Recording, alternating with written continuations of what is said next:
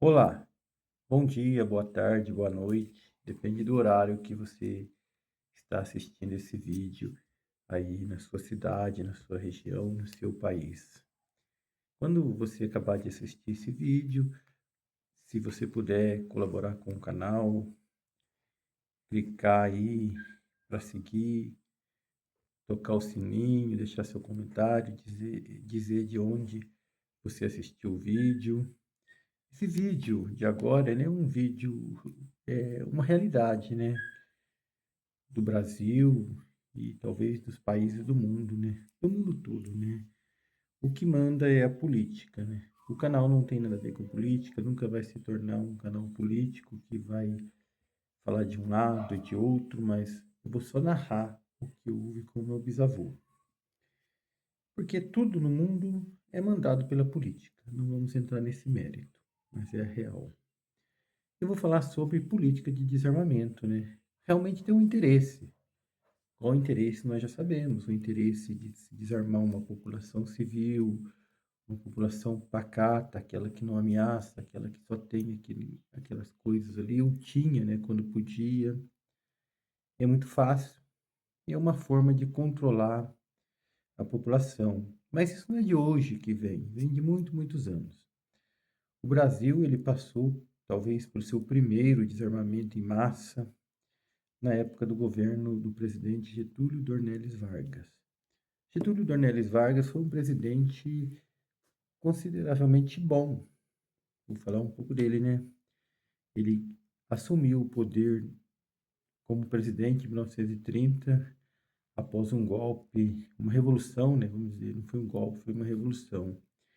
E antes de 30, ele chegou a ocupar um cargo de secretário de alto escalão do presidente Washington Luiz, o homem que construiu a primeira rodovia entre São Paulo e Rio, que recebeu seu nome, é o Washington Luiz, que juntou com mais 200 milionários e construiu em Formoso, no estado de São Paulo, no Vale do Paraíba, no Vale Histórico, o Clube 200, que existe até hoje.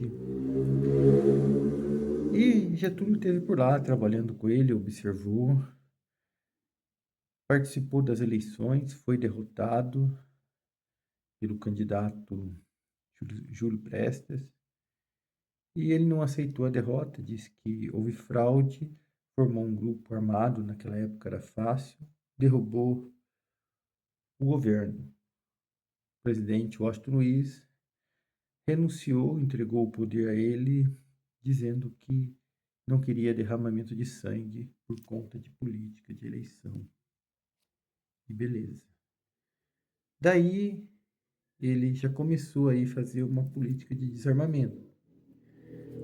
Mas ao tempo veio a Revolução de 1932, que aí o bicho pegou, porque os paulistas da oligarquia cafeeira se revoltaram, né? Porque o mundo estava em crise, havia acabado de viver a crise de 29, a famosa crise americana de 1929, a queda das bolsas de valores da época, onde os americanos anoiteceram rico e acordaram sem nada, e muitos até suicidaram, segundo a história. Só que essa crise afetou o Brasil todo, como a gente, o mundo todo, não só o Brasil. O Brasil em cheio porque exportava muito café. E o café já andava ruim também, porque desde os primeiros presidentes das primeiras repúblicas, alguns já compravam café para pôr fogo, para que os fazendeiros ricos não tivessem prejuízo. E Getúlio fez isso. E toda essa crise, os paulistas foram afastados do poder político, não aceitaram isso e tocaram em armas. Tocaram em armas, fizeram a Revolução de 32, a famosa Revolução Constitucionalista. Porém, eu acredito que muita gente lutou nessa guerra sem saber por que realmente estava lutando, né? Porque Getúlio Vargas levou o fim à República do Café com Leite, que uma época era um cara de Minas, uma época era um cara de São Paulo. Com o término da Revolução, Claro, o governo federal venceu porque sua tropa era muito maior do que a de São Paulo. São Paulo teve a desistência, né, do estado de Minas, que queria apoiar São Paulo e de outros estados. Então ficou São Paulo, uma parte do Mato Grosso e alguns de outros estados que vieram aqui lutar pelo nosso estado naquele tempo. E o que houve nisso tudo foram 3 meses de luta e São Paulo foi vencido no campo de batalha, né? Dizem que no túnel Mantiqueira, em Cruzeiro, as tropas paulistas aguardavam os soldados mineiros para apoiá-los. E quando eles desceram cumprindo uma ordem do governo, claro, eles não tinham culpa. Uma ordem do governador de lá, eles já estavam apoiando o presidente Vargas. E quando eles desembarcaram, quando eles chegaram próximo do túnel ali, andando a pé mesmo, eu acho, paulistas esperavam mãos amigas e receberam tiros. E daí ficaram várias frentes para o estado de São Paulo resolver, né? Região do Vale Histórico, São José do Barreiro, Bananal, Areias, que vinham as tropas federais, que vinham do estado do Rio. Muita gente confundia, né, que eram os cariocas, os sul-fluminenses, que lutaram contra os paulistas. Mas, na verdade, é que a capital do país era situada no Rio de Janeiro. Naquela época era a cidade do Rio de Janeiro e o comando vinha de lá. E Getúlio venceu no campo de batalha, mas teve que fazer a Constituição Trabalhista, que deu direitos trabalhistas, né, para o povo. Aí que eu vou chegar no assunto. Em 30 ele já começou a controlar a população de se ter armas. Mas em 33 ele começou daí para frente controlar em todo o seu governo a questão da população civil ter armas. É claro que era muito mais fácil naquela época as pessoas terem uma arma porque a maioria viviam no campo, na roça, a vida era diferente e tinham que se defender mesmo. Então eles tinham mesmo assim. Mas eu quero dizer uma coisa: a gente nunca deve contar toda a vida da gente para uma pessoa, em qualquer situação. Meu bisavô, ele tinha uma fazenda em Bananal, naquela época, a Fazenda da Roseira, não vou citar o nome dele aqui, né? E ele tinha uma coleção de armas. Meu pai me contava, todos ainda contam, que ele tinha por mais de 25 armas. Parabelo, um tipo de arma que era usado naquela época, tipo um rifle. Sim, ele tinha, sei lá, nem sei dizer o nome, tinha uma coleção de armas antigas. Se tivesse hoje, seria uma relíquia. E todo mundo que ia na sua fazenda, era uma fazenda antiga, do tempo da escravidão, né? Ele mostrava aquelas coisas, com entusiasmo, com alegria. Ele gostava de fazer almoço, né? Mata porco, mata boi, fazia aquela festa que eles faziam. E sempre tem que ter ali um Judas para trair, né?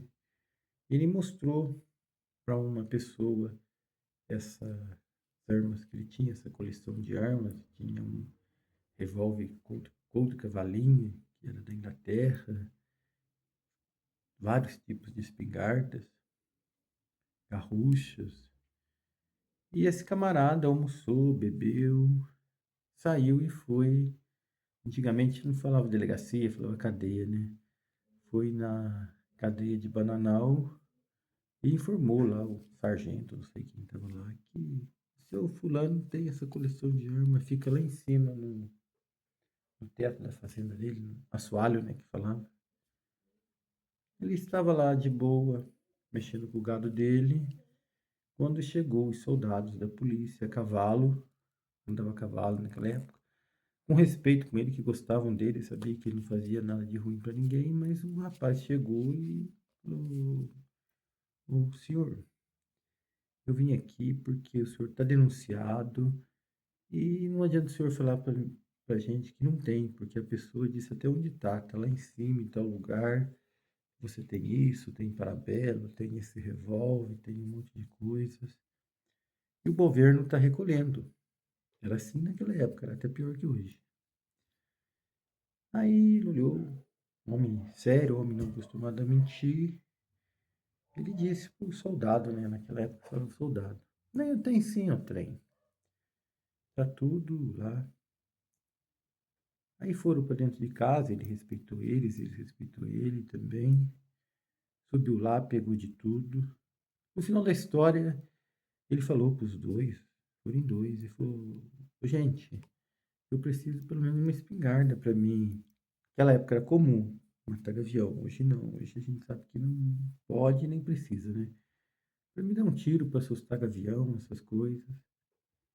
Aí um deles olhou pro outro e falou assim: vamos escolher aí uma espingarda. Escolheram uma espingarda lá mais ou menos, sem muita importância, sem muita relevância aí pro mundo bélico, né? E deu para ele, fica com essa daí, ficou com dó dele, pediram desculpa com ele, foram embora, levaram tudo aquilo. Então aí, pessoal, cuidado quando a gente vai ficar contando tudo da gente, mostrando se você tem alguma coisa, tudo que você tiver, sei lá, tudo da sua vida. Não passe para frente, porque alguém pode te ferrar lá na frente, né? É aquela velha história do gato com a onça, né? A onça foi pro mato para tentar comer o gato, agradou o gato, levou o gato pro mato para tentar fazer o gato sua refeição, dizendo que queria aprender a caçar com o gato. O gato foi para a onça pesadona. Daqui a pouco a onça deu um pulo na árvore, por favor, eu pego ele. Quando ele caiu no chão, ele não caiu deitado, ele caiu em pé e saiu andando. Aí ele falou assim: ah, compadre gato, esse você não me ensinou. Aí ele disse: se eu tivesse ensinado esse, eu estaria morto agora. É a moral da história. Essa história de meu avô é real e envolve um pouco do nosso passado político, né? Talvez até também do presente. Estamos aí, vamos seguindo na graça de Deus. Se você teve paciência para assistir o vídeo até agora, dê seu joinha, comente e muito obrigado.